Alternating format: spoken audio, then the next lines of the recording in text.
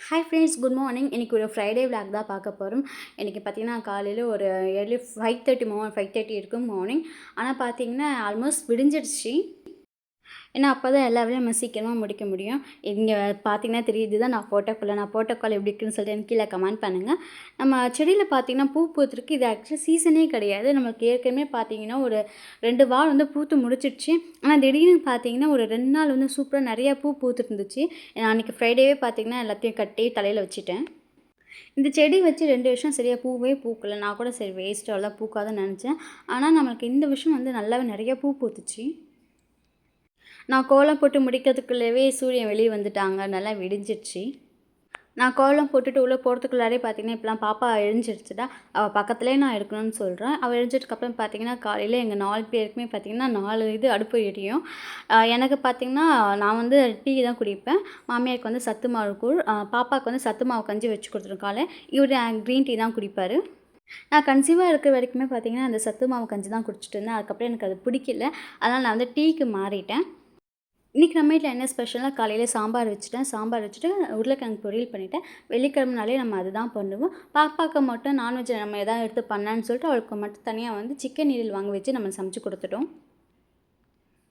நம்ம எப்போவுமே வியாழக்கிழமையே வீடு துடைக்கிறது, பூஜை சாமான் கழுவுறது வெள்ளம் வச்சுக்குவோம்.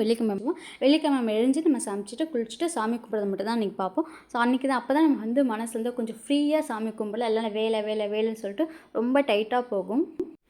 ஆனால் நம்ம சாமி கும்பிட்டுக்குள்ள பார்த்தீங்கன்னா பாப்பா தூங்கிடுவோம். கரெக்டாக பாப்பா வந்து நாங்கள் காலையில் எல்லா வேலையும் முடிச்சுட்டு நம்ம தூங்கி வச்சுட்டு வந்து கரெக்டாக அவளுக்கான டைம் ரொட்டீன் வந்து ஃபாலோ பண்ணிகிட்டு இருக்கிறதுனால அவள் தூங்கிட்டான். நமக்கு அது கதவை சாத்திட்டு அவளுக்கு சவுண்டு கேட்காம நம்ம சாமி கும்பிடணும், இல்லைனா எழுந்து எழுவாவை. இன்றைக்கி இன்னொரு என்ன ஸ்பெஷல் டேனா இன்றைக்கி பாப்பாவுடைய பிறந்தநாள் வருது பார்த்திங்கன்னா, அதுக்காக இன்விடேஷன் எடுக்க போகிறோம்.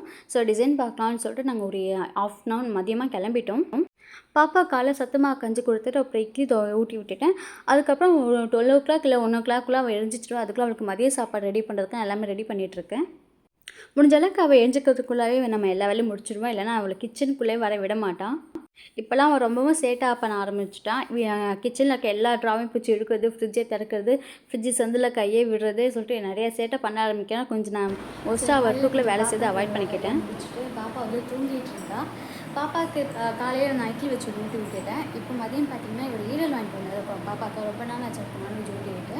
அவளுக்கு வந்து பிரியாணி, அதாவது ஈரல் பிரியாணி ரொம்ப பிடிக்கும். ஸோ அது செய்யலான்னு சொல்லிட்டு அதுக்கு ரெடி பண்ணிகிட்ருக்கேன். அவள் எழுஞ்சிக்கிறதுக்குள்ளார நான் செஞ்சு கொடுத்துடணும்.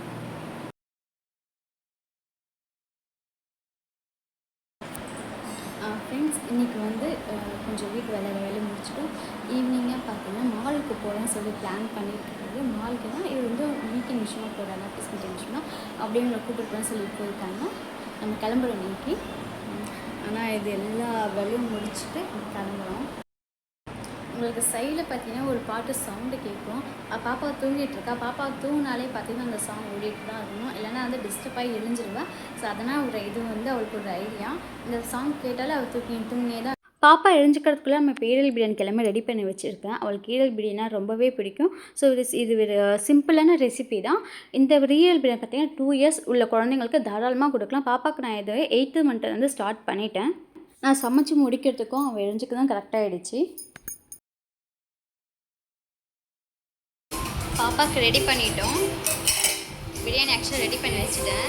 பாப்பாவுக்கு சாப்பாடு ஊட்டிட்டு நம்ம அப்படியே இன்விடேஷன் பார்க்க கிளம்பிட்டு ஈவினிங் அப்படியே டேரெக்டாக நம்ம மாலுக்கு போயிட்டோம். அந்த விளாக் நம்ம நெக்ஸ்ட் ஒரு வீடியோஸில் பார்க்கலாம். பாய்.